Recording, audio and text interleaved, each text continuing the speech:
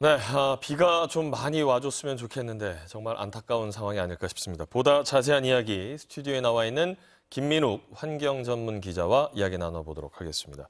어서 오십시오. 예. 자, 조금 전에도 제가 말씀드리긴 했습니다. 비가 지금 좀 많이 와야 할 텐데 예보상으로 지금 날씨 예보 지금 저희가 전해드렸습니다. 5mm 미만 정도입니다. 오늘 내릴 비 이 정도 수준이 산불 진화에 지금 도움이 좀 되겠습니까? 어떻습니까? 저희도 이제 어제 예보를 보고 예. 이제 전문가분들께 전화를 드려봤습니다. 예. 그런데 공통적으로 하시는 말씀이 부족하답니다.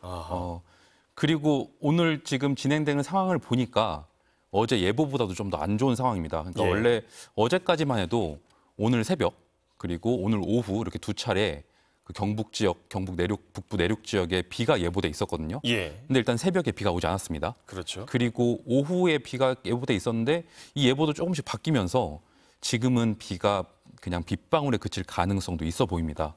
그래서 무척 안타까운 상황이고요. 예.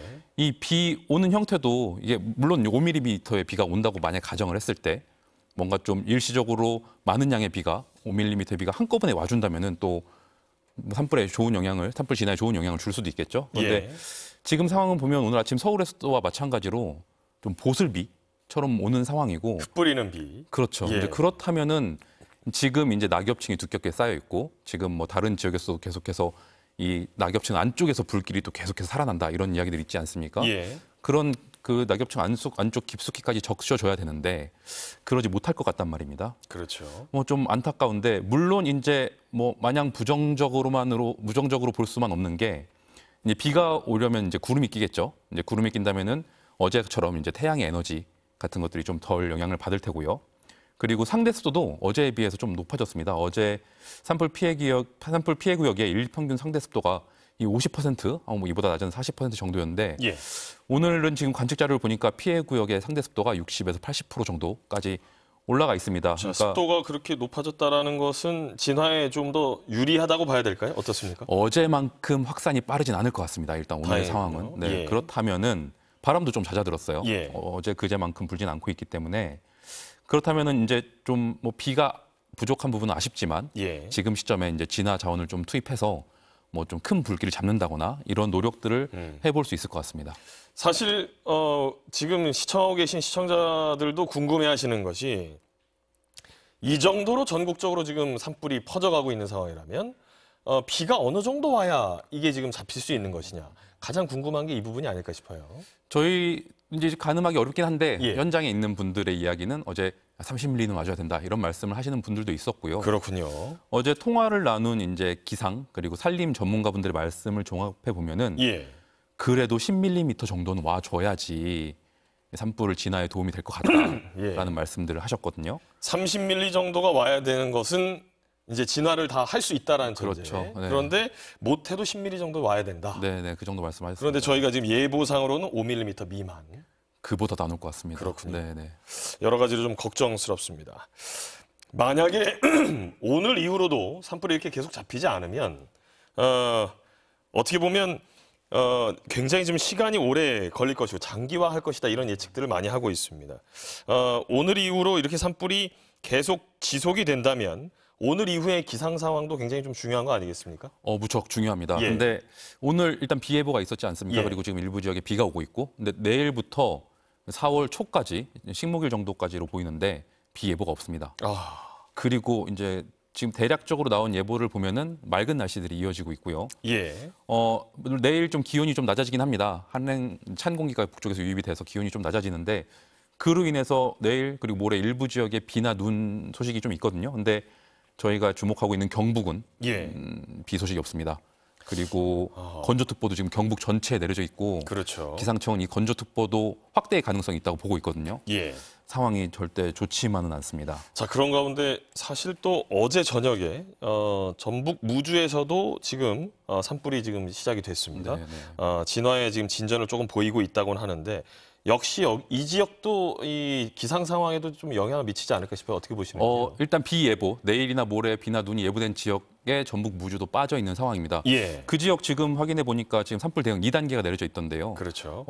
뭐 의성, 산청의 산불만큼은 아니지만 예. 2단계가 내려졌다는 얘기는 역시 좀 무시하기 어려운 위험한 산불이라는 뜻이거든요. 예. 그 지역에도 좀 비 같은 것들이 내려졌으면 좋겠는데 문제는 내일부터 또 바람이 좀 강해지면서 특히 의성보다 서쪽에 있는 무주 지역 이쪽에 바람이 좀 강한 바람이 불 것으로 예상되고 있습니다. 그렇군요. 그래서 무주의 상황도 뭐 절대로 마음을 놓을 수 있는 상황은 아닌 것처럼 보입니다. 그렇군요. 자, 산림청이 일단 산불 영향구역 추산을 하지 못할 정도로 지금 산불 피해 범위가 굉장히 광범위하고 확산이 빠르다 이렇게 전해지고 있습니다. 이렇게 불이 지금 확산도 빠르고 굉장히 상황이 심각해진 이유 뭐 여러 가지가 있겠습니다만 날씨, 기상 상황, 바람 얘기들이 굉장히 많이 나오고 있어요. 어떻게 보시는지요? 일단 어제 통화한 전문가들 말씀을 종합해 보면은 산불에 안 좋은 여러 가지 상황들이 겹쳐진 날 산불이 발생했다.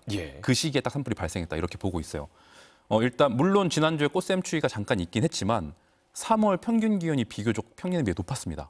3월 내내 좀 고온이 유지가 됐고 그리고 물론 봄철에 우리나라에 강한 좀 바람이 좀 세게 불긴 합니다. 다소. 근데 그보다도 강한 바람이 불었습니다. 여기에 더해서 기온이 꽃샘추위가 끝나고 불과 한 나흘 만에 20도가 올랐습니다. 이렇게 기온이 급격하게 상승을 하면은 지표면이 뜨겁게 달궈지겠죠. 그러면 이제 지표면에 뜨거운 공기들이 위로 올라가는 상승 현상이 발생합니다. 기류의 상승이 발생을 해서 산불이 더 멀리 퍼지는 상황이 발생을 합니다. 그런 일들이 겹쳐졌고 그리고 역대 대형 산불의 발생한 시점을 확인해 보면은 대부분 주말이에요. 그러니까 사람들이 산에 올라가서 활동을 많이 할 때 인위적인 요인으로 불이 발생을 하거든요. 날씨가 좋다 보니까 이 휴양객들 또는 뭐 이렇게 놀러 가셨던 분들 또는 국립공원 이런 데 산에 많이 가셨던 분들이 작은 불씨 하나가 이제 떨어지면서 거기서 좀 확산이 시작이 좀 됐던 것 같고요. 의성에서 이제 계속 보도가 나오고 있는 그 성묘객 또 보통 성묘 주말에 가지 않습니까? 평일에 하지 않잖아요. 그러니까 뭐 안 좋은 기상 요건들이 겹쳐졌고 거기에 이제 주말에 이제 인간의 활동이 증가하면서 산에서 그런 상황들이 겹쳐지면서 좀 안타까운 상황을 맞이하게 되지 않았나 이렇게 보입니다. 그렇군요. 자, 그리고 스튜디오에 지금 또 정한솔 기자가 또 자리에 있습니다. 사회팀 정한솔 기자와도 추가로 이야기를 나눠보도록 하죠. 자, 이런 지금 안 좋은 상황이 지속된 가운데 오늘 오전에 정부가 피해 상황을 발표했습니다. 피해 상황 좀 전해주실까요? 네, 일단 인명피해 상황부터 보시면요. 이번 산불로 지금까지 26명이 사망한 걸로 잠정 집계가 되고 있습니다. 경북 지역에서 22명, 그리고 경남 지역에서는 4명이 숨졌는데요. 경북 지역에서는 산불로 인해서 주민 21명이 숨졌고 여기에 산불 진화 중이던 헬기가 또 추락을 하면서 그 헬기에 타고 있던 70대 기장이 숨졌습니다. 경남에서 숨진 사람들은 산불을 진화하던 진화대원들이었는데요. 불길에 고립된 창녕군 소속 60대 진화대원과 30대 공무원 등 포함해서 총 4명이 숨졌습니다. 다친 사람도 한 30명 정도 되는 걸로 지금 집계가 되고 있는데요. 중상자가 8명이고 경상이 22명입니다. 그리고 불길이 확산되면서 인근 주민들도 계속 안전한 지역으로 대피를 하고 있는 상황인데요. 경북 의성에서는 주민 2만 9천여 명이 지금 대피를 했고 경남 산청과 하동 지역에서는 1,894명이 대피하는 등 좀 지금까지 총 3만 7천여 명이 피신을 한 상태입니다. 이 산불 피해 상황이 심각한데 지금 산불로 인한 사망자 숫자가 현재까지 산불 인명 피해를 내기 시작한 이래 최다가 될 수 있다. 이런 이야기도 나오고 있습니다. 네, 맞습니다. 전체 사망자 수 26명 가운데서 지금 22명이 그제와 어제 하룻밤 사이에 발생을 한 거거든요. 중대본 집계를 보면요. 사망자 대부분이 60대 이상입니다.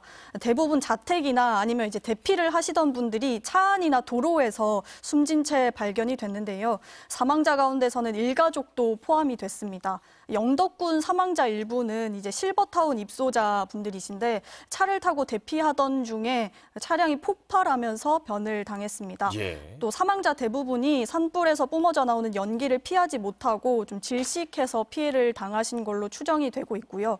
말씀하신 것처럼 이번 산불로 인한 사망자 수가 산불 인명피해 통계를 내기 시작한 1987년 이후로 최다가 될 수 있다는 전망이 나오고 있습니다.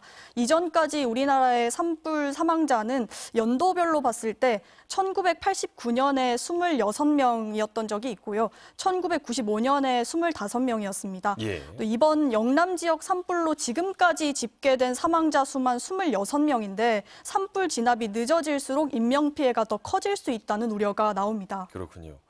산불 진화 상황도 좀 자세히 좀 저희가 살펴볼 필요가 있을 것 같습니다. 잠시 후에 피해 상황 조금 더 짚어보도록 하죠.